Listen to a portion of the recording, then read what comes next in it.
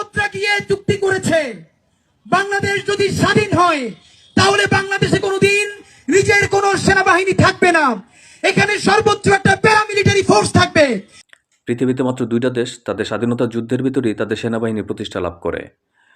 1775 সালে আমেরিকান সেনাবাহিনী এবং 1971 সালে বাংলাদেশ সেনাবাহিনী। 25শে মার্চ রাতে পাকিস্তানের আর্মিরা ঘুমন্ত বাঙালির উপর বর্বরোচিত হামলা এবং বাঙালি নেতা শেখ মুজিবুর রহমানকে গ্রেপ্তারের প্রতিবাদে 26শে মার্চ বাঙালি সেনা এবং ইপিআর সদস্যরা বিদ্রোহ করে। 27শে মার্চ কালুরঘাট বেতার কেন্দ্রে মেজর জিয়াউর রহমান শেখ মুজিবুর রহমানের পক্ষে স্বাধীনতার ঘোষণা দেন। 12 এপ্রিল জেনারেল উসমানী সাহেবকে মুক্তিবাহিনীর প্রধান সেনাপতি করা হয় এবং এরপরই SKZ ফোর্স গঠনের মাধ্যমে সেনাবাহিনীর একটি কাঠামো তৈরি করে এবং 21শে নভেম্বর আনুষ্ঠানিকভাবে বাংলাদেশ সশস্ত্র বাহিনী প্রতিষ্ঠিত হয়।